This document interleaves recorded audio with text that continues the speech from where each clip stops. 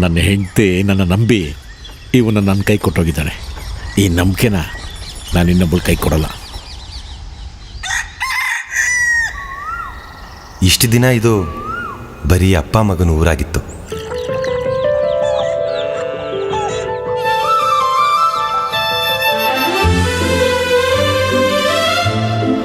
ಮದುವೆ ಆಗೋವರೆಗೂ ಲವ್ ಮಾಡಲ್ಲ ಅನ್ನೋ ನಮ್ಮ ಸಂತು. ಸ್ಕೂಲ್ ಮೆಟ್ಲು ಹತ್ತದೆ ನೇಗ್ಲು ಹಿಡಿದಿರೋ ಮಗನಿಗೆ ಡಿಗ್ರಿ ತಗೊಂಡಿರೋ ಹುಡುಗಿನೇ ಮದುವೆ ಮಾಡಿಸ್ಬೇಕು ಅಂತ ಹಠ ಹಿಡಿದ್ರು ನಮ್ಮ ನಾಗಣ್ಣ. ನಿಮಗೆ ಗೊತ್ತಲ್ವಾ ರೈತರ ಮಕ್ಕಳ ಕತೆ. ಆದರೆ ಆ ದೇವರು ಒಂದು ಕತೆ ಬರೆದಿರ್ತಾನಲ್ವಾ,